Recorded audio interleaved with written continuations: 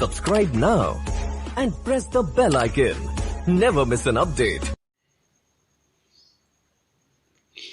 आज हम कक्षा 10 का विषय गणित अध्याय 3 दो चर वाले रैखिक समीकरण युग्म का भाग 5। इसके पहले आपको दो चर वाले रैखिक समीकरण को हल करने के लिए बारे में बताया गया था। उसमें कुल 3 विधि बताया गया था, जिसमें पहला विधि विलोपन विधि के बारे में आपको कुछ बताया गया था और उसके कुछ प्रश्नों को सॉल्व भी किया गया था। पुनः आज हम विलोपन विधि से रिलेटेड कुछ क्वेश्चन को देखेंगे और समझेंगे और इससे संबंधित कुछ भिन्न प्रकार के क्वेश्चन आपको देखने को मिलेगा आज। ठीक है, तो अभी आपको सिंपली इस टाइप के प्रश्न आपको बताए गए हैं। तो पहले हम इस प्रश्न को बताते हैं, उसके बाद से दूसरे टाइप्स के प्रश्न को विलोपन विधि के द्वारा हम कैसे हल करते हैं उसके बारे में आपको बताया जाएगा। तो चलिए, पहला प्रश्न दिया गया है, विलोपन विधि का प्रयोग करके निम्न रैखिक समीकरण युग्म का हल ज्ञात करना है। विलोपन विधि में आपको बताया गया है कि किसी एक अज्ञात राशि को यानी उसके गुणांक को क्या करते हैं, बराबर करते हैं और उसके बाद से उस प्रॉब्लम को हम सॉल्व करते हैं। तो यहाँ पे जो आपका समीकरण लिखा गया है 9x 4y बराबर 200 लिखा गया है। उसके बाद से यहाँ पे 2000 है आपका,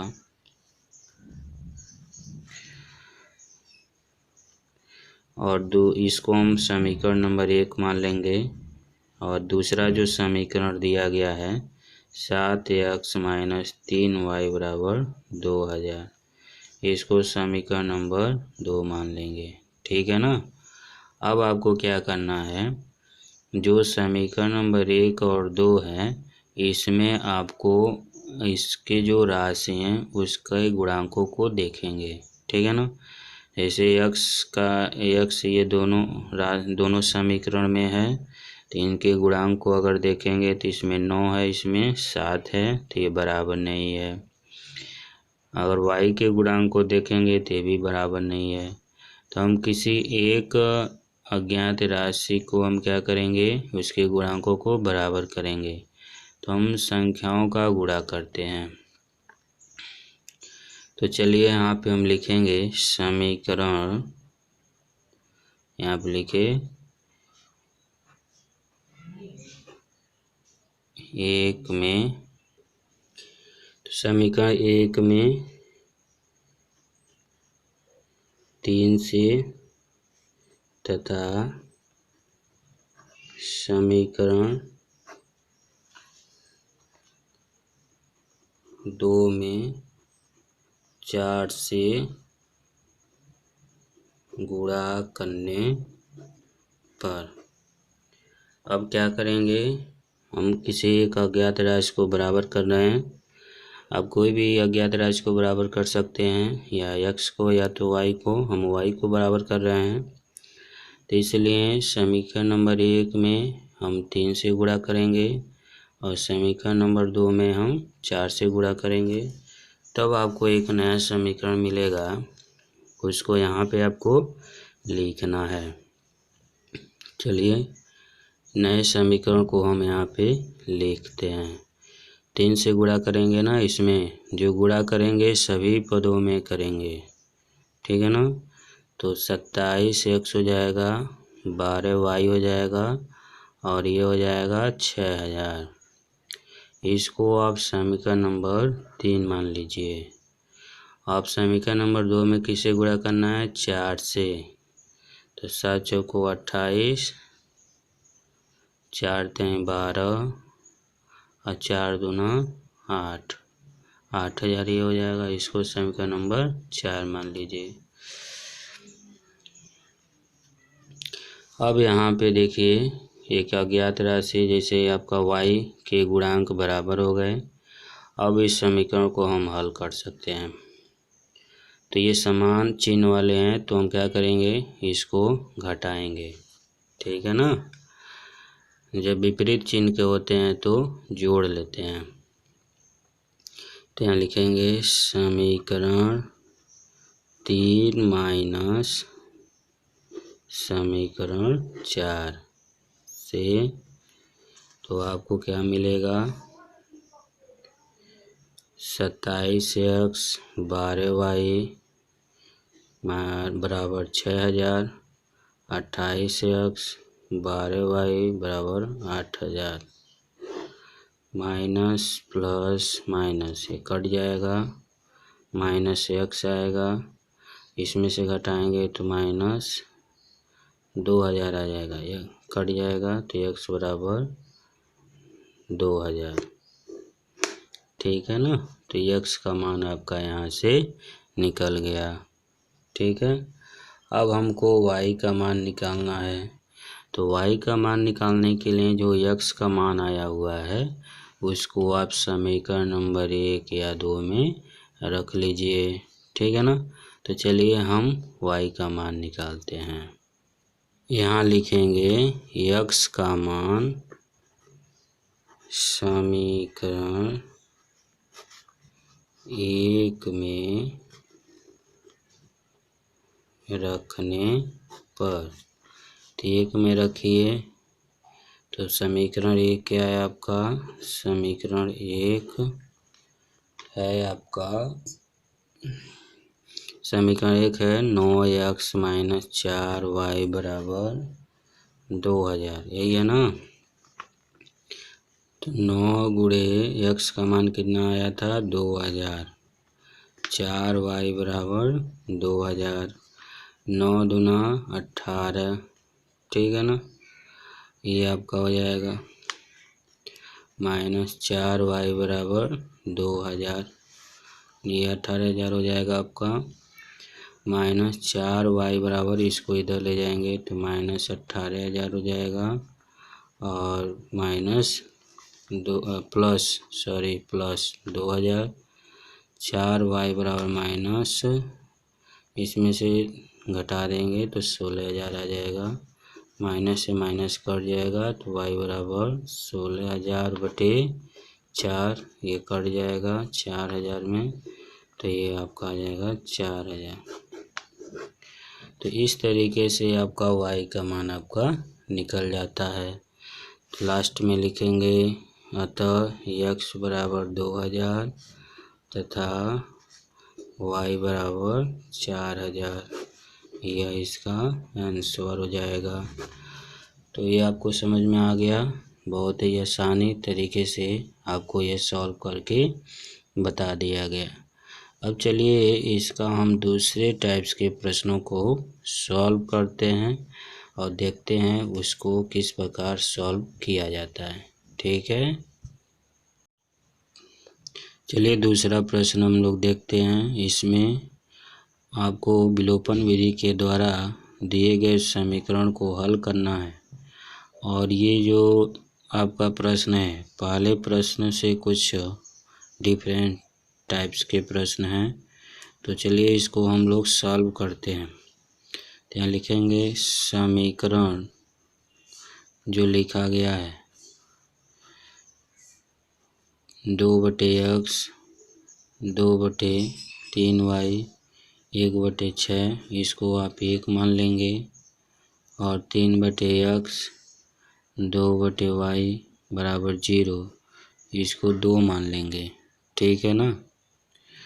अब इस समीकरण को कैसे हल करते हैं, इसको 2 तरीके से आप हल कर सकते हैं।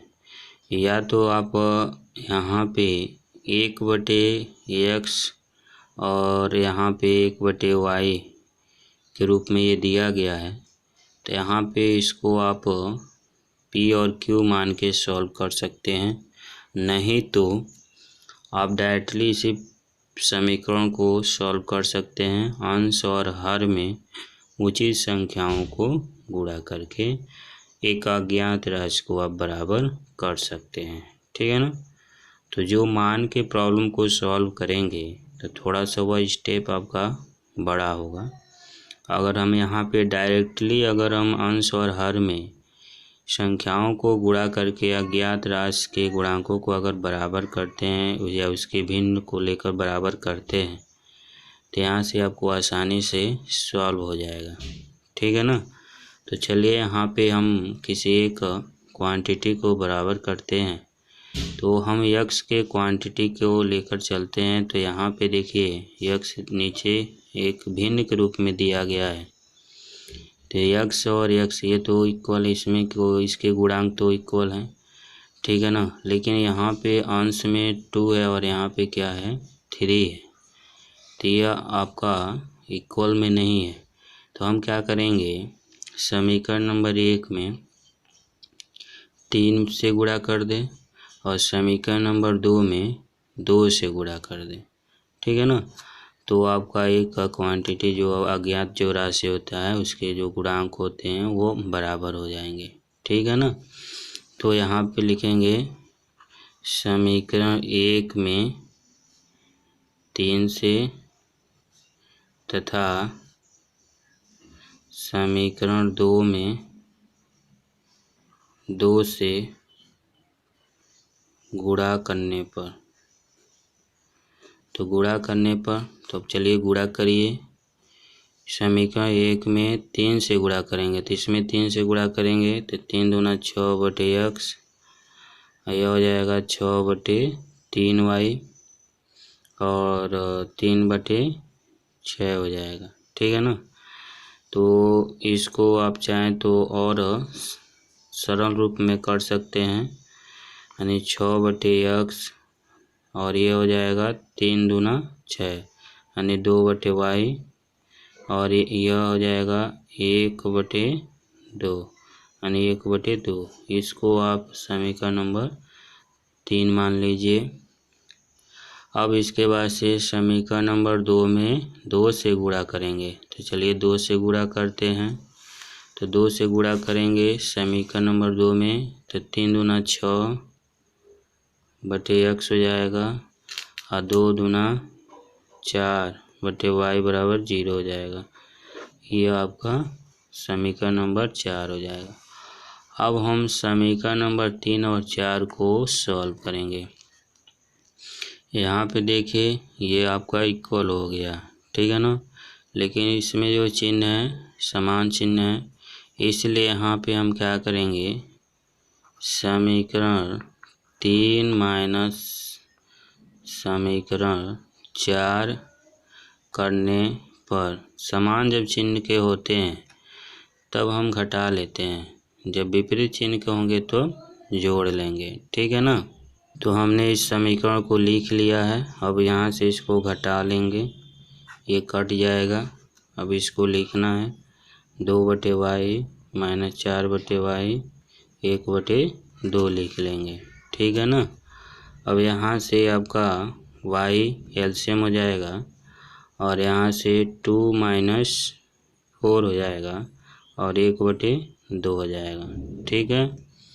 यहाँ तक समझ में आ रहा है आपको कैसे किया गया है। y एलसीएम हुआ है तो 2 माइनस 4, ठीक है, बराबर 1 बटे 2। अब इसके आगे का प्रॉब्लम सॉल्व करते हैं। इतना आया था तो हम क्या करेंगे, अब घटा लेंगे इसमें से, तो माइनस 2 बटे वाई हो जाएगा और 1 बटे 2 हो जाएगा। इसको हम तिर्यक गुणा कर लेंगे तो y बराबर माइनस 4 आ जाएगा। तो इस तरीके से y का मान आपका कितना आ गया, माइनस 4 आ गया, ठीक। अब इसके बाद से ये जो y का मान आया हुआ है, इस y के मान को हम समीकरण नंबर 1 में रख लेते हैं। समीकरण 1 में y बराबर माइनस 4 रखने पर, ठीक है ना। तो समीकरण नंबर 1 आपका क्या है, तो इसको यहाँ पर हम लिख रहे हैं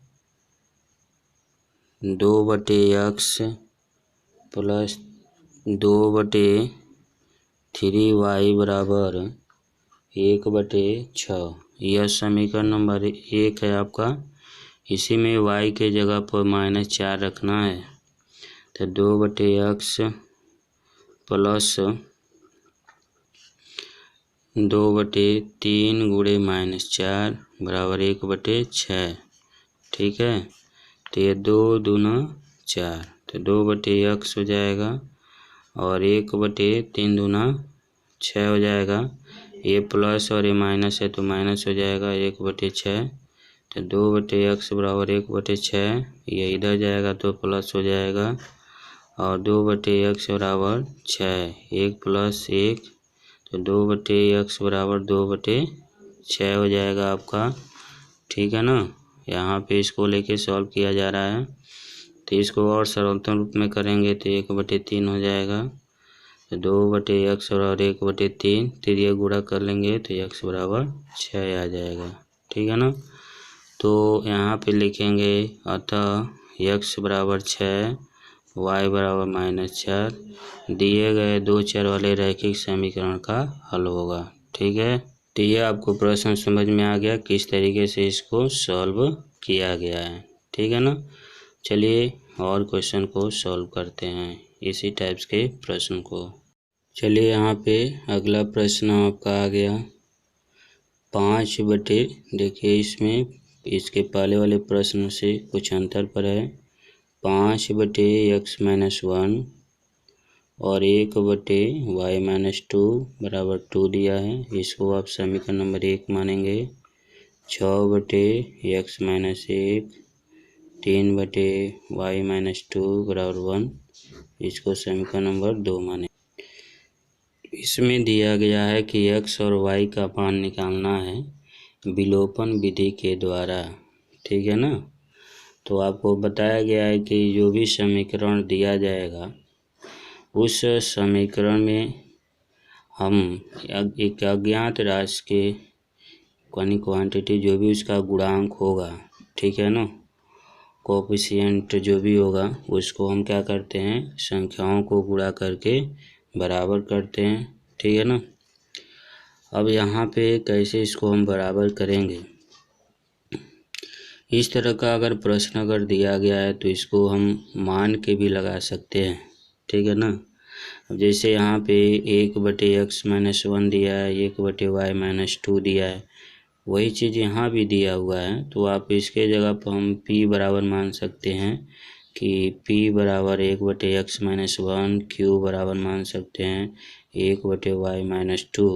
अब इसके जगह पर हम p और q को रख के सॉल्व करेंगे और वहाँ से p और q का जब मान निकलेगा पुनः उस p और q के मान को इसमें रख के सॉल्व करेंगे, तब x और y का मान आपका निकलेगा। ठीक है ना, तो वह जो प्रोसेस आपका होता है वो लॉन्ग हो जाता है, बड़ा हो जाता है। यहाँ पे आप वो डायरेक्टली इसको आप संख्याओं को गुणा करके बराबर करिए अंश या हर को देखते हुए। तो देखिए यहाँ पे 5 है, यहाँ पे 6 है, नीचे का क्वांटिटी बराबर ही है, ऊपर अनइक्वल में है। यहाँ पे देखिए 1 है, यहाँ पे 3 है, यहाँ नीचे की क्वांटिटी तो बराबर ही है। तो हम क्या करते हैं कि समीकरण नंबर 1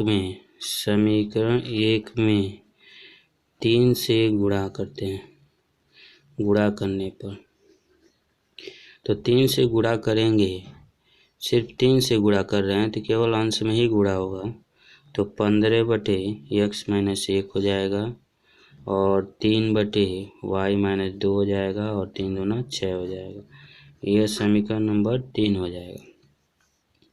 अब देखिए यहाँ पे समीकरण नंबर 2 और 3 में अगर कंपेयर करते हैं तो यहाँ पे यह देखिए आपका इक्वल हो गया, इसमें ये क्वांटिटी आपका इक्वल हो गया, चिन्ह भी विपरीत है, तो इसलिए हम दोनों को क्या करेंगे, जोड़ेंगे।